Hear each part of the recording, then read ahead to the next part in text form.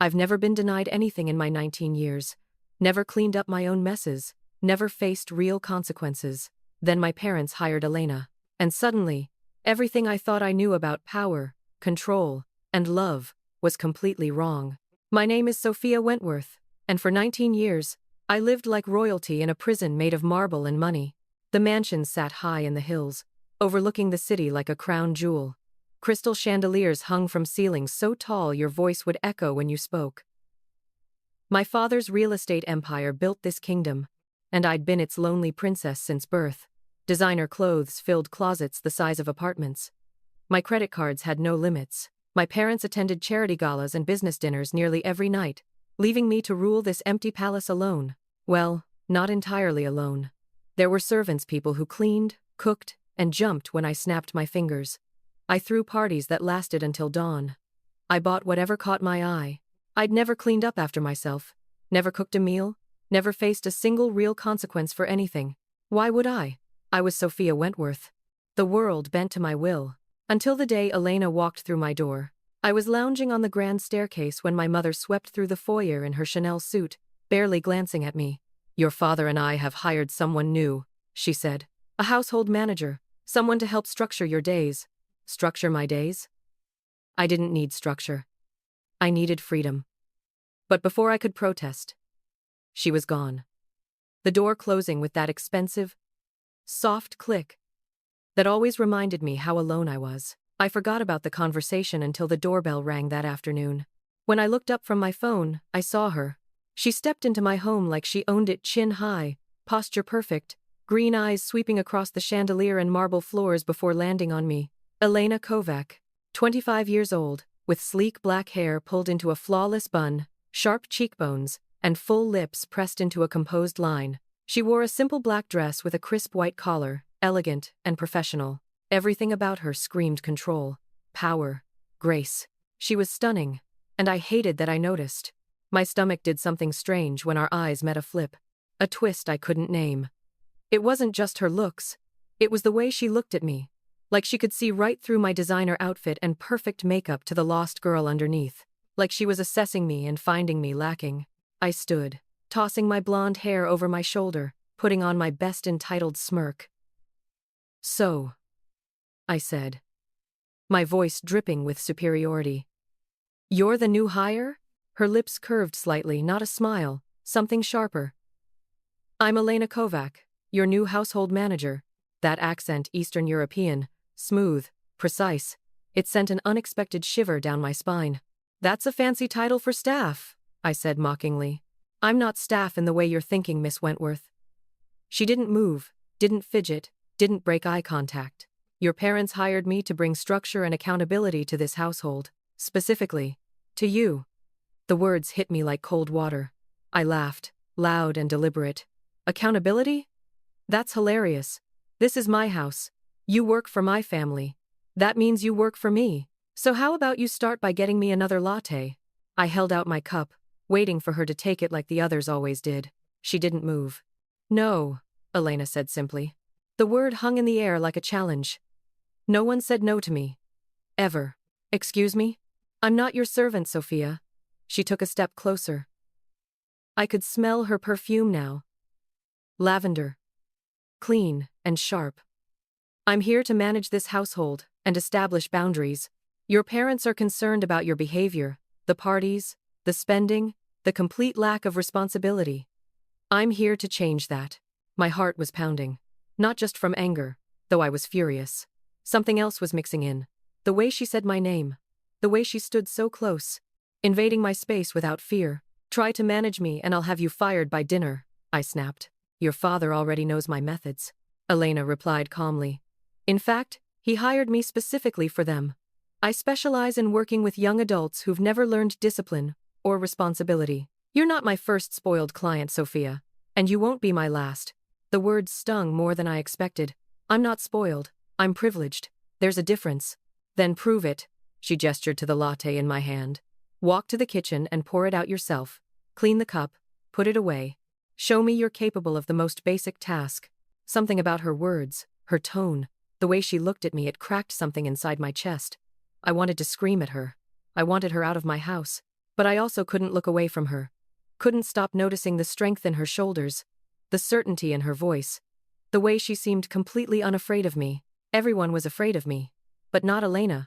And God help me, that was magnetic. Fine, I said, my voice shaking. You want to see me do something? Watch this. I turned and deliberately tipped my latte cup. The brown liquid splashed across the pristine white marble, spreading in a pool at my feet. There, I said triumphantly.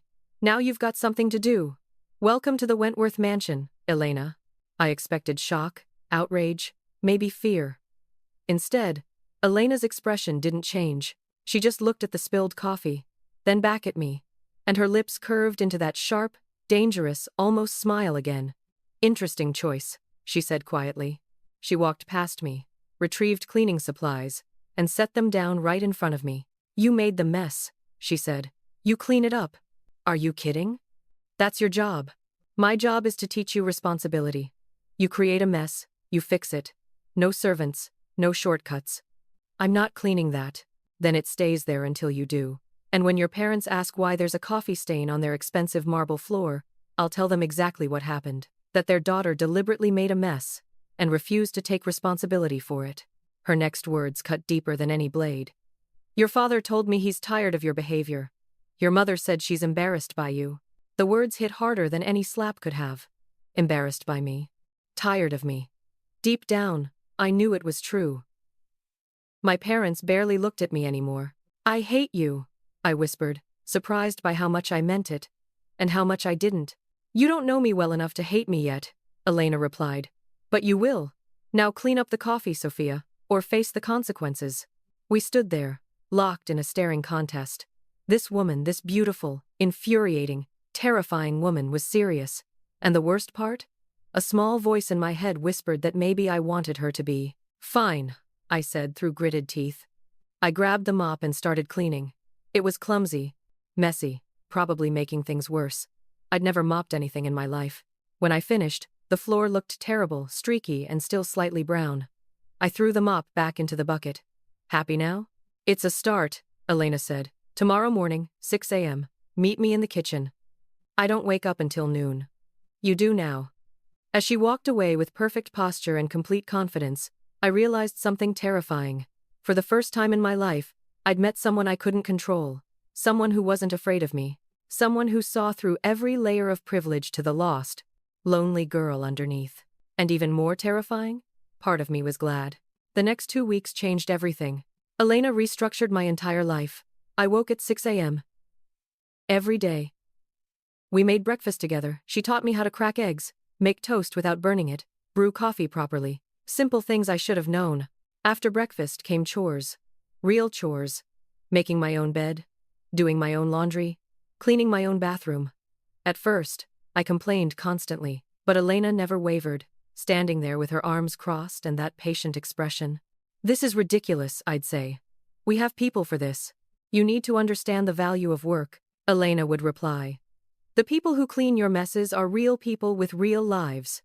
Would you treat them differently if you understood how hard their job is? Slowly, shamefully, I realized she was right. I'd never once thanked Rosa for cleaning my room. I started saying thank you. Started asking the staff about their days. The shock on their faces broke something inside me. In the afternoons, Elena made me read.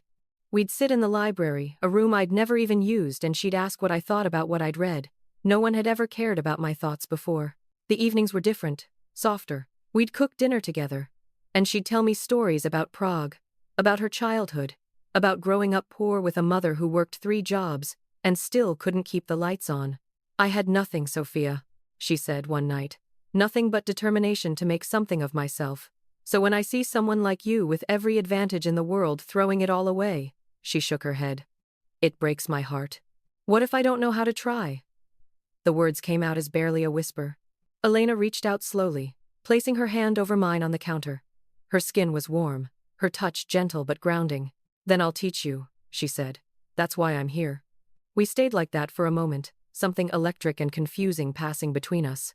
For the first time in years, I felt like someone actually saw me. Not my last name, not my bank account, not the perfect image, just me. That night, lying in bed, I realized something terrifying. I was falling for her. It happened on a Tuesday, 3 weeks after Elena arrived. I found her in the garden at dawn, tending to flowers my mother had planted and forgotten. The morning sun caught her black hair loose in a ponytail instead of her usual bun. She looked younger, softer, beautiful. She turned when she heard me. "Sophia, is everything all right?" I stepped into the garden, my heart hammering. "I wanted to thank you for not giving up on me, for seeing something in me I didn't see in myself." I moved closer, for being the first person in years to actually care. "Sophia, I know this is complicated," I said quickly. "I know you work for my family. I know I'm younger. I know there are 1,000 reasons this is a bad idea. But Elena, Stop." Her voice was gentle but firm. She closed the distance between us, standing so close I could see her pulse jumping at her throat. "You need to be very sure about what you're feeling. Your life has changed dramatically in 3 weeks. It's natural to feel attached to the person guiding that change. You think I'm confused?" I felt stung. "That I can't tell the difference between gratitude and what?" Elena challenged softly. "Say it." The word stuck in my throat, but I forced it out. "Attraction. I'm attracted to you. I think about you constantly, the way you stand, the way you speak, the way you look at me like I matter." Elena's breath caught. I watched the war play out across her face, professional distance fighting against something else. "You do matter," she finally said. "But Sophia, I'm here to help you grow, not to become another crutch." "You're not a crutch," I insisted. "You're the first real thing in my life. Everyone else wants something from me, money, connections, status. You just want me to be better. Do you know how rare that is?" "I can't." Elena's voice cracked slightly. "Your parents hired me. There's a professional boundary. My parents are never here." The words burst out of me, loud and raw. "They don't care about professional boundaries. They hired you to fix their embarrassing daughter so they wouldn't have to deal with me. Well, congratulations, you fixed me. Now what?" Elena stared at me, something breaking in her expression. "I care about you," she finally whispered. "More than I should, more than is professional or appropriate. And that terrifies me, because I can't be objective anymore." My heart soared and sank at the same time. She felt it too. "What if what's best for me is letting myself feel something real for the first time?" I asked. Elena reached out slowly, her hand trembling as she brushed a strand of hair from my face. The touch sent electricity through my entire body. "You don't even know me," she said softly. "Not really." "You know the professional version. Then show me the real version," I challenged. "Trust me the way you've been asking me to trust you."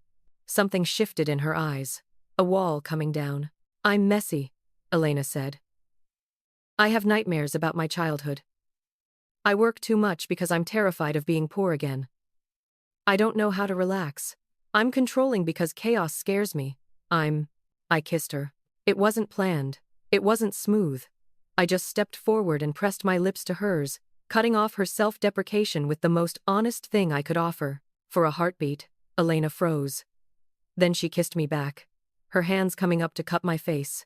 Gentle and sure. The kiss deepened, soft and searching, nothing like the careless kisses I'd shared at parties. This was different. This meant something. When we finally pulled apart, both breathless, Elena rested her forehead against mine. "This is a terrible idea," she whispered. "Probably," I agreed.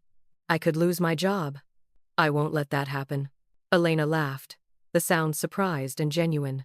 She caught my hand, lacing our fingers together. "If we do this," she said, "we do it right. No rushing, no games, complete honesty." "I can do that," I said seriously. "I want to do that with you." Elena searched my face for a long moment. Whatever she saw there must have satisfied her because she squeezed my hand and nodded. "Okay, but your growth comes first, always." "You make me want to be better," I said. "Not because you demand it, but because I want to be someone worthy of you." Her eyes grew bright. "You already are, Sophia. You just couldn't see it before." We stood in the garden, hands linked, the morning sun climbing higher. Everything was complicated. Her job, my family, the power dynamics we'd have to navigate. But for the first time in my 19 years, I felt like I was exactly where I was supposed to be. "So what happens now?" I asked. Elena smiled, that beautiful, real smile that transformed her whole face. "Now? Now you help me finish tending these flowers. Then we make breakfast. Life doesn't stop just because everything changed. That's very practical of you.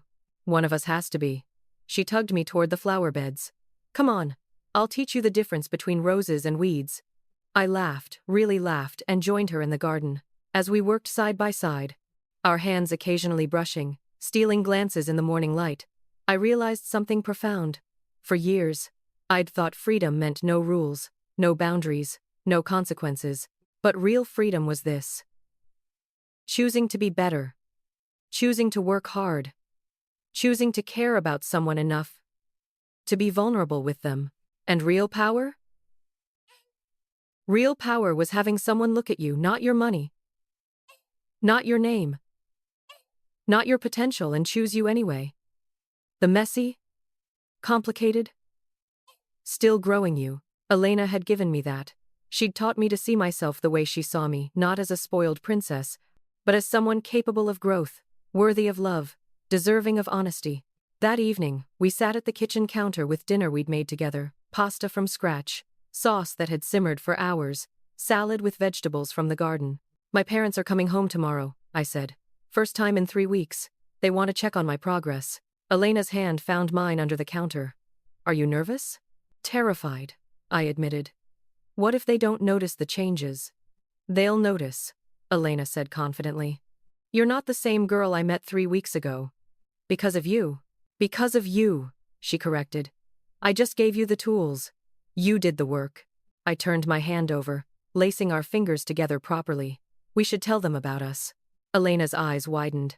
Sophia, not everything, not yet. But they should know I want you to stay as more than just a household manager. I met her gaze steadily. I'm serious about this. About you. About proving I'm not the disaster they think I am. You were never a disaster, Elena said firmly. You were lost. There's a difference. I'm not lost anymore. I brought her hand to my lips, pressing a soft kiss to her knuckles. I found exactly what I needed. Who I needed. Elena's professional composure cracked, her eyes shining with emotion. You're going to make this very difficult for me, aren't you? Absolutely. I grinned. I learned from the best how to be stubborn and persistent. She laughed, shaking her head. Promise me one thing. Anything. Don't stop fighting for yourself too. Don't lose this growth, this self-awareness. Promise me that if we do this, if we navigate all the complications and secrecy and judgment, you won't let it derail your progress. I understood what she was really asking. Don't make me your whole world. Don't stop growing just because you think you found what you needed. I promise, I said solemnly. But Elena, you're not a distraction from my growth. You're part of it. Learning to love someone healthily, to be honest, to be vulnerable, that's all part of becoming who I'm supposed to be. Her smile was radiant. When did you become so wise? I had a good teacher. We finished dinner in comfortable silence, hands linked, stealing glances and soft smiles. The mansion that had always felt like an empty, cold museum suddenly felt like home. Later, as Elena walked me to my room, a new routine we'd established, she stopped at my door. I should go, she said, though she made no move to leave. You should, I agreed, not letting go of her hand. This is dangerous. If your parents find out before we're ready. I know. I stepped closer. But I'm not scared anymore. Not of them. Not of consequences. Not of anything. Because whatever happens, I know who I am now. I know what I want. And that's worth fighting for. Elena cupped my face with both hands, her thumbs stroking my cheekbones. You're extraordinary. You know that? I'm learning to believe it. I smiled. Thanks to you. She kissed me again, soft and sweet and full of promise. When we finally pulled apart, both reluctant, I felt like I was floating. Good night, Sophia, Elena whispered. Good night, Elena. I watched her walk down the hallway, her silhouette graceful and strong. Before she turned the corner, she looked back, caught me watching, and smiled. I closed my door and leaned against it, my heart full in a way it had never been before. 3 weeks ago, I was a spoiled, angry, lost girl who treated people like possessions and filled her emptiness with parties and spending. Tonight, I was someone different, someone who knew the value of work, who appreciated people, who had goals and purpose, someone who was falling in love with a woman who saw past every defense and loved her anyway. My phone buzzed with a text from Elena. Sleep well. Tomorrow's a new chapter. I smiled and replied, "Can't wait to write it with you," because that was the truth. For the first time in my life, I was excited about my future. Not because of my family's money or my last name or the easy privileges I'd always taken for granted, but because I'd found something real, someone real, and together, we were going to figure out who Sophia Wentworth could really become. The princess had finally grown up, and the best part? The story was just beginning. So there you have it. The story of how I went from entitled disaster to someone I actually like. Someone who found love in the most unexpected place.